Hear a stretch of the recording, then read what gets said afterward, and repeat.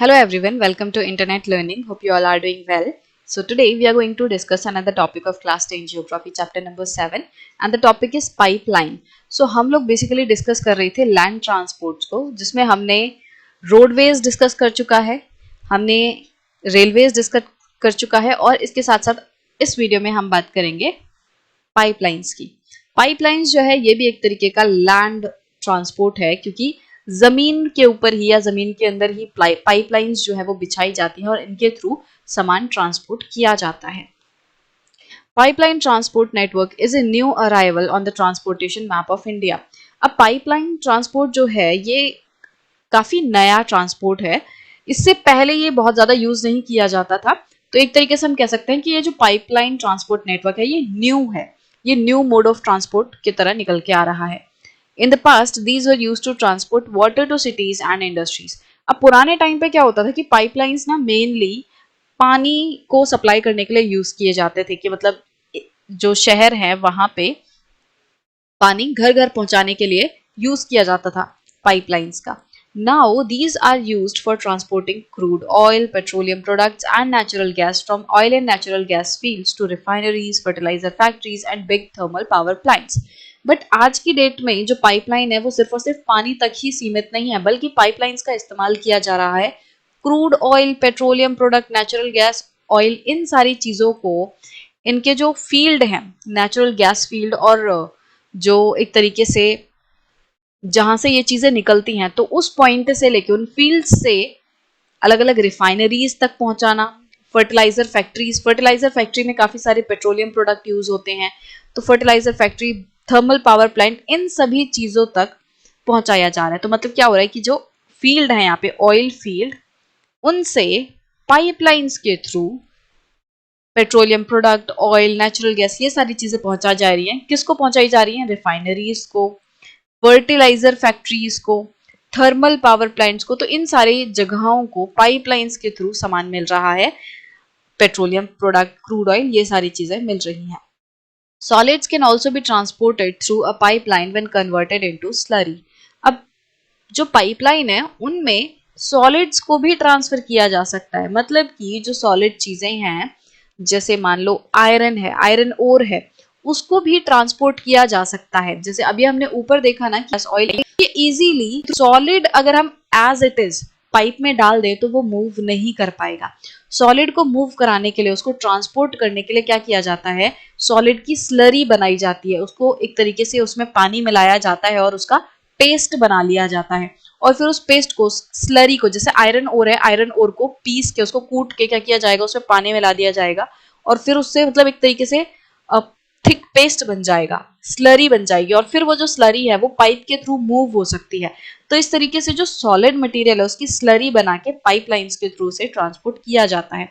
The far inland locations of refineries like Barauni, Mathura, Panipat and gas-based fertilizer plants could be thought only because of pipelines. अब क्या है कि आज के time पे हमें काफी अंदर जाके, मतलब हमारे देश की जो बाउंड्री है उसके काफी अंदर जाके हमें देखने मिल रहा है कि रिफाइनरीज स्टैब्लिश्ड है, फर्टिलाइजर प्लांट्स हमें काफी अंदर जाके देखने मिलेंगे। अब देखो, अगर जैसे मुंबई हाई है, मुंबई हाई में क्या है, हमें पता है कि वहां पे क्रूड ऑयल वगैरह जो है निकलता है, और इजीली उसके पास अगर हम कोई रिफाइनरी सेटअप करेंगे तो इजीली जो पेट्रोलियम वगैरह है उसको ट्रांसपोर्ट किया जा सकता है। बट अगर मुंबई हाई से कोई हमें सामान यहाँ पे एकदम अंदर हरियाणा जैसी जगह पे ट्रांसपोर्ट करना है तो उसमें काफी दिक्कत आएगी।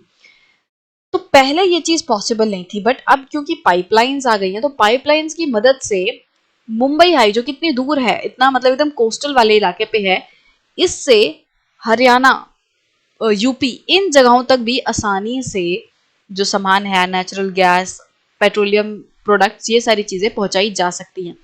तो इतना अंदर रिफाइनरीज, फर्टिलाइजर प्लांट्स पॉसिबल हो पाए क्योंकि अब पाइपलाइन ट्रांसपोर्टेशन आ चुका है। ठीक है, पाइपलाइन की मदद से ही ये चीजें जो हैं चल पा रही हैं। अगर पाइपलाइन का ट्रांसपोर्टेशन नहीं होता तो इतनी अंदर मथुरा, पानीपत, इन सभी जगहों पे इतनी अंदर जाके क्या जो हमारी रिफाइनरीज है वो सेटअप नहीं हो पाती। ठीक है, initial cost of laying pipeline is high but subsequent running cost are minimal.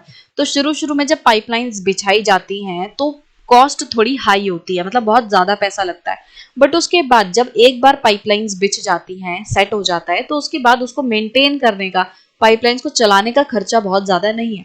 मतलब कि सिर्फ उसको लगाने का खर्चा बहुत ज्यादा है, बाकी मेंटेनेंस और आगे चलाने का इतना ज्यादा नहीं है। तो एक तरीके से ये काफी अच्छा सिस्टम बन जाता है कि भाई एक बार पैसा लगा दो और फिर आगे आने वाले काफी लंबे समय तक आप कम पैसे में भी और उसको मिनिमम कॉस्ट में भी ऑपरेट कर सकते हो और अपने सामान को पाइपलाइंस के थ्रू ट्रांसपोर्ट कर सकते हैं। It rules out transshipment losses और डिलेज। अब पाइपलाइंस के थ्रू ना हमें डिलेज और लॉसेस का डर नहीं रहता है। जैसे क्या होता है कि मान लो ट्रेन के थ्रू हम क्रूड ऑयल लाएं, आपने देखा होगा कि मालगाड़ियां होती हैं तेल के, मतलब उसमें डब्बे रहते हैं जिनमें तेल भरे हुए होते हैं। तो चांसेस होते हैं कि जो ट्रेन जब इतनी दूर से आ रही है चलते चलते, तो हो सकता है कि जो ट्रेन के जो डब्बे हैं जिनमें जो ऑयल भरा हुआ है वो लीक हो जाए, उसमें कुछ ऐसा हो जाए कि जिससे काफी ज्यादा लॉस हो जाए। तो ट्रांसशिपमेंट मतलब कि जब आप सामान को एक जगह से दूसरी जगह पहुंचा रहे हो तो उस टाइम पे सामान का लॉस हो जाना, उसका खराब हो जाना, या फिर सामान को सही टाइम पे पहुंचाने में जो है दिक्कत आती थी पहले। बट पाइपलाइन के थ्रू ये सारी चीजें जो है हट चुकी हैं। अब लीकेज का या फिर जो लॉस है उसका इतना ज्यादा डर नहीं रहता। पहले ही जो पाइपलाइंस है वो इस तरीके से बिछाई जाती हैं कि मिनिमम लॉस हो, और डिले का कोई चक्कर नहीं रहता। कोई पर्सन ट्रेन चला के नहीं ला रहा है, कोई गाड़ी के थ्रू इनको, ट्रक्स के थ्रू सामान को नहीं पहुंचा रहा है। हो क्या रहा है, आपने एक तरफ से पाइपलाइन में डाला, दूसरी तरफ से वो पहुंच जाएगा, तो डिले नहीं होगा। तो पाइपलाइन का क्या फायदा हो गया कि ट्रांसशिपमेंट लॉसेस और डिलेज इसमें नहीं होंगे या कम होंगे। There are 3 important networks of pipeline transportation in the country. तो हमारी कंट्री में 3 मेन इंपॉर्टेंट नेटवर्क्स हैं पाइपलाइन के। ठीक है, तो पहला है from oil field in upper Assam to Kanpur via Guwahati, Barauni and Allahabad. तो पहला जो नेटवर्क है पाइपलाइन ट्रांसपोर्टेशन का, वो असम से होता हुआ कहाँ पे जाता है, कानपुर जाता है। जैसे अगर आप इस मैप में देखोगे तो यहाँ अपर असम मतलब कि असम के ऊपर वाले हिस्से से होते हुए बीच में देखो गुवाहाटी पड़ रहा है, वाया गुवाहाटी मतलब ये जो असम से कानपुर, ये देखो कानपुर, यहाँ तक ये जो पाइपलाइन आ रही है वो किन किन मेन पॉइंट्स होते हुए आ रही है। यहाँ पे असम है, गुवाहाटी से, फिर बरौनी है यहाँ पे, और फिर इनसे होते हुए ये कानपुर पहुंच रही है। तो इस तरीके से जो पाइपलाइन है वो असम और कानपुर को जोड़ रही है, और इसके बीच में ये काफी इंपॉर्टेंट जो प्लेसेस है उनको कवर कर रही है। अब इसकी ब्रांचेस भी हैं बीच में, जैसे बरौनी से राजबंध जो है, मतलब राजबंध ये जो जगह है, इस पे एक लाइन आ रही है ट्रांसपोर्ट करने के लिए। ठीक है, तो ये एक पाइपलाइन है। फिर राजबंध से आप देखोगे यहाँ पे मरौरी ग्राम है, हल्दिया है, तो इससे ये क्या हो रही है, बरौनी से आगे और ब्रांचेस जा रही हैं हल्दिया तक। ठीक है, ऐसे ही अगर आप ऊपर देखोगे तो गुवाहाटी से ब्रांच जा रही है सिलीगुड़ी। तो ये जो पूरी पाइपलाइन है असम टू कानपुर, इसके बीच में ये काफी सारे इंपॉर्टेंट प्लेसेस को कवर कर रही है, और इसके साथ साथ इसकी कुछ ब्रांचेस भी हैं जो निकली हुई हैं। So it has branches from Barauni to Haldia. अभी हमने देखा कि बरौनी से हल्दिया इसमें ब्रांच है। वाया राजबंद, बीच में राजबंद आता है, ये देखो बरौनी यहाँ है, बरौनी से हल्दिया ब्रांच जा रही है और बीच में राजबंद आ रहा है। ठीक है, वाया का मतलब किससे होते हुए, वाया मतलब राजबंद से होते हुए। ठीक है, ये जो ब्रांच है वो हल्दिया जा रही है। उसके बाद Rajbandh to Mourigram and Guwahati to Siliguri, ये हमने देख ही लिया कि यहाँ पे राजबंद से मौरीग्राम जा रही है और गुवाहाटी से सिलीगुड़ी एक ब्रांच जा रही है। उसके बाद अगर हम सेकेंड इंपॉर्टेंट पाइपलाइन ट्रांसपोर्टेशन की बात करें तो वो है from Salaya in Gujarat to Jalandhar in Punjab via Viramgam, Mathura, Delhi and Sonipat. It has branches to connect Koyali near Vadodara Gujarat, Chaksu and other places. तो दूसरी इंपॉर्टेंट जो पाइपलाइन है वो गुजरात से जालंधर जा रही है। तो गुजरात में यहाँ पे सलाया है, ठीक है, यहां से होते हुए ये जा रही है जालंधर, ये देखो। ठीक है, तो ये पूरा ऐसे एरिया कवर कर रही है। सो सलाया से ये जा रही है यहाँ पे जालंधर। अब बीच बीच में ये भी काफी सारे इंपॉर्टेंट एरियाज को कवर कर रही है, जैसे ये विरामगाम हो गया, ठीक है, यहाँ चक्षु हो गया। तो इन सारे इलाकों को ये जो है कवर कर रही है, और इसकी भी ब्रांचेस हैं, जैसे विरामगाम से वडोदरा है। ठीक है, इस तरीके से ये अलग अलग इसकी भी ब्रांचेस हैं। तो मेनली आपको क्या याद रखना है कि भाई सलाया से लेकर जालंधर तक एक इंपॉर्टेंट ट्रांसपोर्टेशन नेटवर्क है पाइपलाइन का। अब थर्ड इंपॉर्टेंट पाइपलाइन को अगर हम डिस्कस करें तो वो है first 1700 kilometre long Hazira Vijaypur Jagdishpur cross country gas pipeline. तो ये जो गैस पाइपलाइन है ये देश की पहली गैस पाइपलाइन थी, इसीलिए क्या बोला जा रहा है कि ये फर्स्ट गैस पाइपलाइन है और ये 1700 किलोमीटर लॉन्ग है। ये कहाँ से शुरू हो रही है? ये हजीरा से शुरू हो रही है, विजयपुर से होते हुए जगदीशपुर जो कि यूपी में है वहां तक जा रही है, और इसीलिए इसको क्या कहा जा रहा है? HVJ, Hazira Vijaypur Jagdishpur gas pipeline.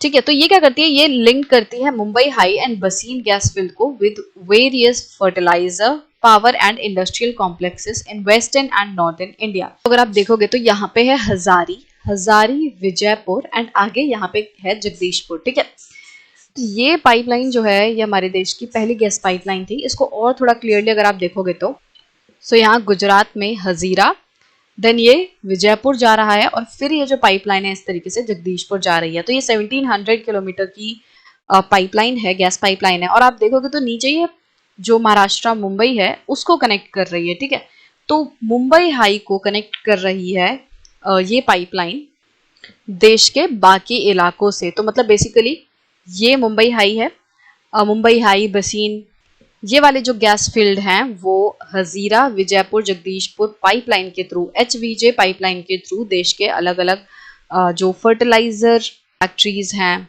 अलग अलग इंडस्ट्रीज हैं वेस्टर्न एंड नॉर्थ इंडिया में, तो उनको कनेक्ट करने का काम कर रही है ये वाली पाइपलाइन। उन तक मतलब अलग अलग देश के जो कोने हैं उन तक गैस पहुंचाने का काम कर रही है ये HVJ पाइपलाइन।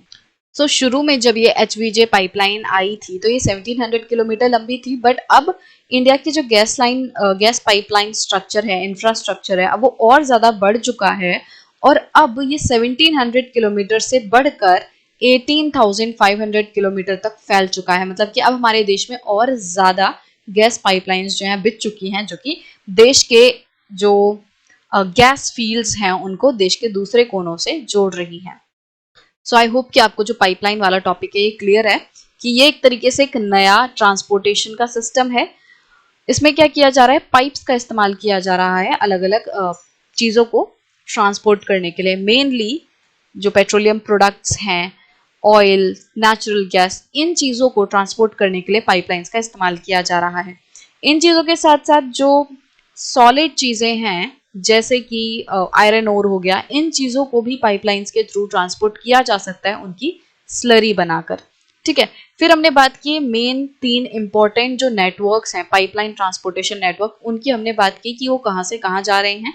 मैंने आपको मैप पे दिखाने की कोशिश की ताकि आपको जो ये पाइपलाइन का सिस्टम है ये क्लियर हो। तो मेन आपको नाम याद रखने हैं कि एक पाइपलाइन है जो कि असम से कानपुर जा रही है, दूसरी पाइपलाइन सलाया से लेकर जालंधर जा रही है, और तीसरी जो है HVJ पाइपलाइन जो कि हजीरा विजयपुर जगदीशपुर पाइपलाइन है, राइट। और HVJ पाइपलाइन जो है हमारे देश की पहली गैस पाइपलाइन है। सो आई होप कि सारी चीजें आपको क्लियर होंगी।